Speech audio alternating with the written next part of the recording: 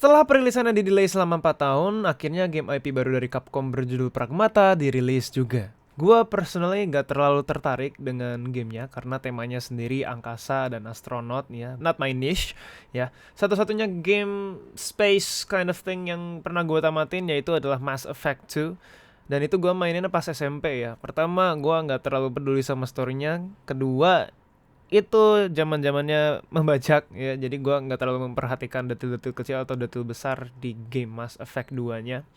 Ya karena gua nggak ngeluarin uang sepeser pun. Tapi sekarang PC gua udah clean ya. Nggak ada yang bajak-bajakan lagi. Nah, apa sih yang akhirnya bikin gua main Pragmata? Sebenarnya simple. Karena ini adalah salah satu game dev favorit gua, yaitu adalah Capcom. Dan juga ada salah satu temen gua ya, namanya si Bet dari The Lazy Monday. Dia bilang game ini bagus ya. Walaupun awalnya gua sedikit skeptis ya, karena Cibet bilang Assassin's Creed Shadows bagus. Ya tapi kan itu adalah satu dari beribu-ribu opini yang gak align aja sama gua. And boy, gua beruntung banget bisa main game ini. Shoutout ke Capcom juga yang udah ngasih gamenya ke gua. Pragmata menceritakan tentang investigasi yang dilakukan oleh seorang manusia dan seorang android terhadap sebuah laboratorium yang mengalami insiden serius di bulan. Lah, ngapain bikin lab di bulan? Karena kebetulan di sana ada sumber daya yang melakukan 3D printing terhadap berbagai hal dari bumi, mulai dari gedung, kendaraan, tanaman, sampai android. Long story short, terjadi kecelakaan saat penelitian, dan AI mengambil alih fasilitas tersebut, membunuh semua manusia yang ada di sana, dan menyisakan satu android bernama Diana. Sebenarnya namanya bukan Diana. Ribet lah, pokoknya ada nama aslinya. Edgy kayak nama anaknya Elon Musk gitu. Tapi Diana ini adalah nama yang dikasih sama satu-satunya survivor dari tim investigasi, yaitu adalah Hugh. Dan untuk ceritanya sendiri ya B aja sih.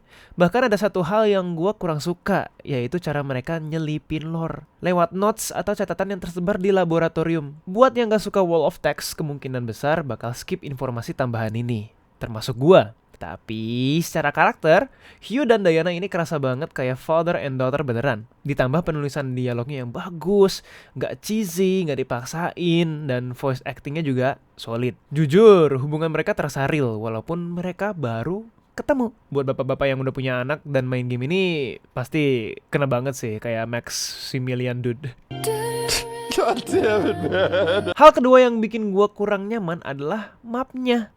Game ini cuma ngasih tahu kita ada di area mana, tapi nggak nunjukin posisi kita secara detail. Jadi waktu gua ngejar lootingan itu agak keganggu sih, jujur. Rasanya kayak lagi berak terus diketuk pintu sama roommate, nggak nyaman banget. Tapi kalau lu tipe yang main lurus ngikutin story tanpa ngejar 100% loot, ya mungkin fitur ini nggak terlalu kepake juga sih. Tapi tenang aja, semua hal yang kurang itu akan ketutup sama gameplaynya yang sangat seru. Di sini gue ngerasa Capcom lebih fokus ke combat system dan mekanik musuhnya, karena kerasa berat tapi fresh banget. Sumpah, pas pertama kali gue dikenalin sama gameplaynya, otak gue kayak disuntik dopamin dalam jumlah yang gak masuk akal.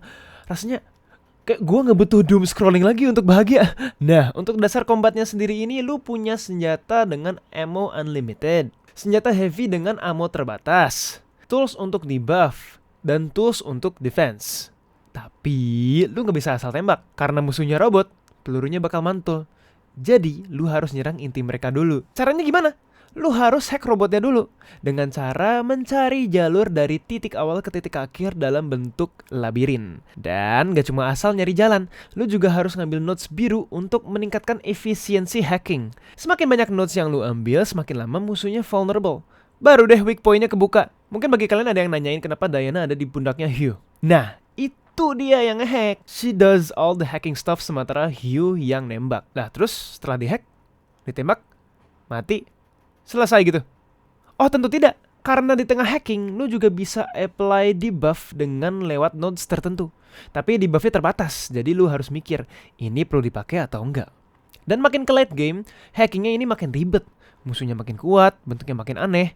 Tapi tenang aja, karena lu juga bakal nemuin banyak senjata dengan fungsi yang beda-beda. Secara garis besar ada primary weapon dengan ammo semi-unlimited, tapi ada cooldown. Heavy weapon dengan ammo terbatas seperti shotgun, sniper, dan missile. Tools debuff seperti stun dan knock, serta tools utility lainnya. Jujur awalnya gue cuma pakai primary, heavy, terus hacking.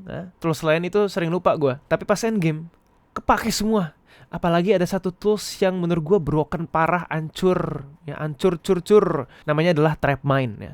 Jadi trap ini bakal nge-trigger hacking di area tertentu. Ya tergantung lu masang trapnya di mana. Dan hasil hacknya ini bakal sesuai dengan kombinasi yang lu set sebelumnya. Jadi kalau lu setup debuff tertentu, trapnya bakal nge-spam efek itu. Gila kan?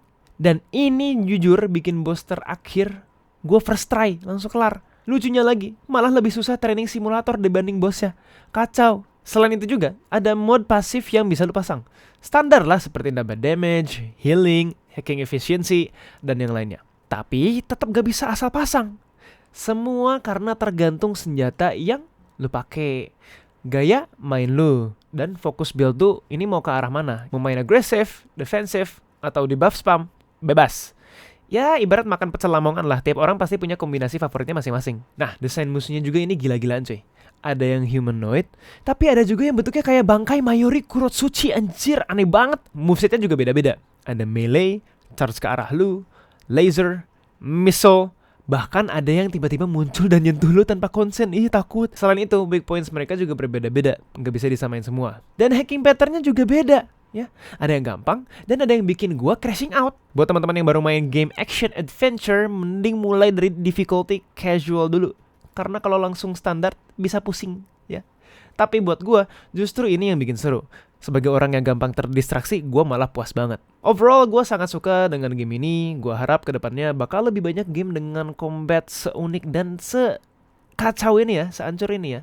Dan menurut gue game ini wajib banget sih kalian coba. Dengan banyaknya pilihan build dan strategi, lu pasti bakal nemuin playstyle lu sendiri. Dan itu bisa jadi bahan diskusi seru juga tuh sesama pemain Pragmata. Itu aja review singkat dari gue. Dan buat yang udah main Pragmata, silahkan komen di bawah gimana perasaannya setelah memainkan game ini.